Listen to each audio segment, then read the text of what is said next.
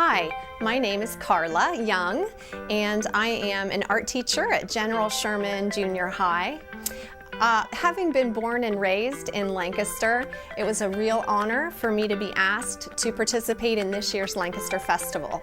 I know the festival looks a little differently this summer, but I'm happy to be a part of it, even a very small part of it, by creating some virtual art lessons for you to follow along with at home. If you stick with me for all 5 lessons, you are going to be taking a virtual trip around the world. We have 5 different art projects for you, and each one is from a different country. So the first lesson that we will be doing is an African mask project. Every project here has been designed with a wide range of ages in mind so that you can simplify it, or you can challenge yourself and make the project a little more advanced if you're older. So hopefully there's something here for everyone. So we have the African masks, we have cherry blossom branches on Chinese lanterns. So this project is from Asia. This project here is from Australia, inspired by the Aborigine Australian people who were the first known inhabitants of that land. The 4th project that we will be doing together is a Peruvian llama. This llama comes from Peru in South America. And in Peru, they are also known for their gorgeous textiles. So we have kind of a fabric textile design with a llama drawing on top. The last and final project that we will be doing together is a rose window, a stained glass window common in Europe. So I hope that you enjoy this time with me, and we just need to get our passports ready for our virtual field trip. Pack your bags. And I almost forgot, I never fly without my travel pillow. The first one that we're going to do is an African mask project. African masks, they've been around for thousands of years. They hold deep symbolic meaning. They often represent a culture's beliefs and possibly their ancestors. They're often worn in rituals and ceremonies, and it is believed that the wearer of the mask has the ability to communicate with the ancestor that they are representing. So as you can see, there are lots of different shapes and lots of different designs that are used to decorate masks. I have tried to come up with materials that you are most likely to just have around your house at home. So the supplies that you're going to need for this project, if you can just kind of raid your kitchen and look for pieces of cardboard from various, cereal boxes are great, granola boxes, popcorn boxes, anything like that.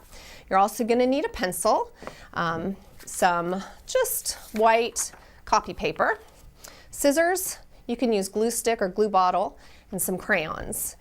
You may want to use a little piece of tape if you have it on hand, but that's not necessary. So let's get started. The first thing you want to do is figure out what kind of a shape you want for your overall mask design. And if you have access to a computer, you might just want to Google some ideas of African mask designs. I have printed out one that came up when I did a Google search, and you can see there's lots of different shapes for eyes, noses, mouths, and you can kind of mix and match parts that you like, or you can just totally make it up from your imagination. So what I wanted to do for my mask, I wanted to make sure that it was the same on both sides. That's called symmetrical balance. So I took a sheet of copy paper and folded it in half. And starting on the folded side, I drew half of a mask shape. You can look off of your images to get ideas, or again, you can just work from your imagination. So here's what that looks like. And then you're going to want to cut this out.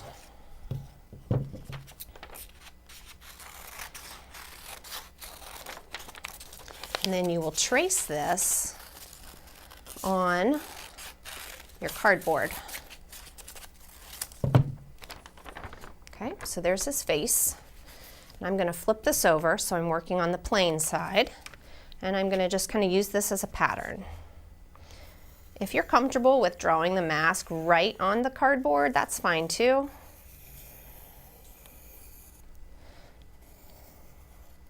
I just wanted a pattern to go by. Okay, so we're going to cut this out. And then you can start thinking about the kinds of facial features that you want to add to your mask. You can start thinking about what kind of eye shape you want, nose, mouth, any kind of other decorations. We're going to make those all out of the cardboard and then attach them with glue. Okay, so here's my example. And I've just kind of used a football shape for the eyes. And again, I tried to design mine with symmetrical balance, which means it's the same on both sides, but you feel free to change it up however you want. There's no right or wrong way to do this. So just take some of the scrap cardboard. You can just start cutting. You can draw the shapes first and then cut them out. It's however you want to do it. A lot of people get frustrated if they can't make their eyes the same shape. So if you get one that you really like and you like how that looks, you can just trace it and cut out a second one, and then they'll match.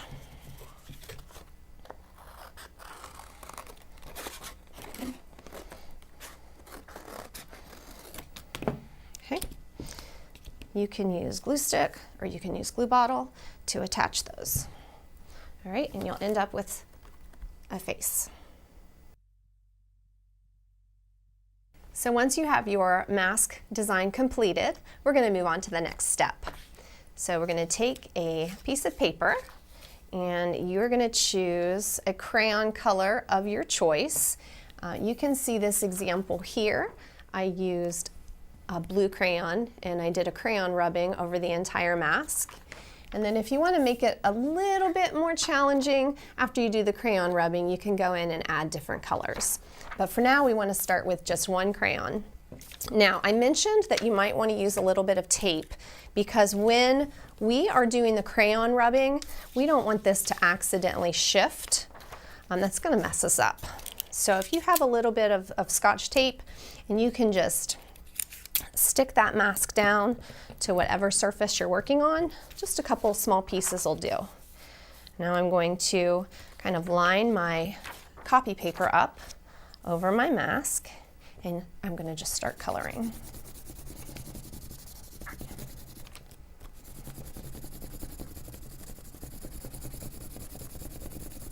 You'll start to see your design coming right through.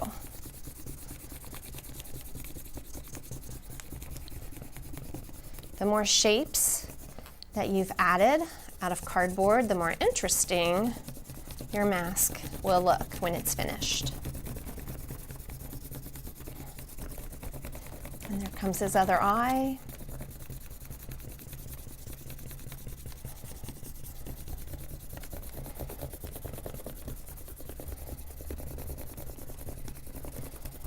And his nose.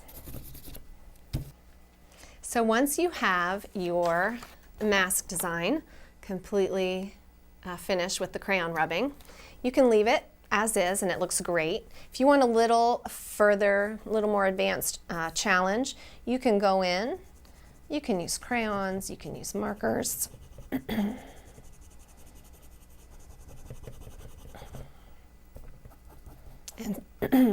and start adding color to various parts of your design.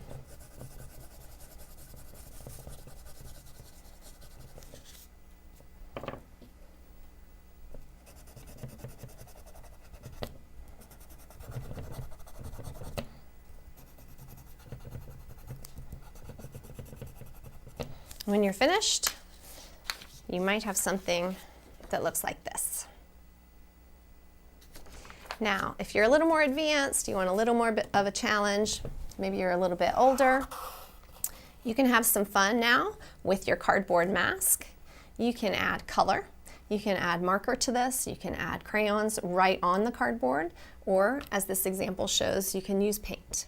If you have any kind of glitter or sequins or feathers at home that you want to attach, that would make it even more fantastic.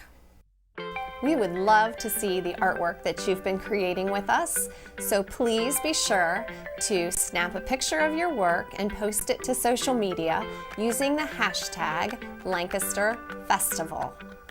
Thanks, and we hope to see you next time.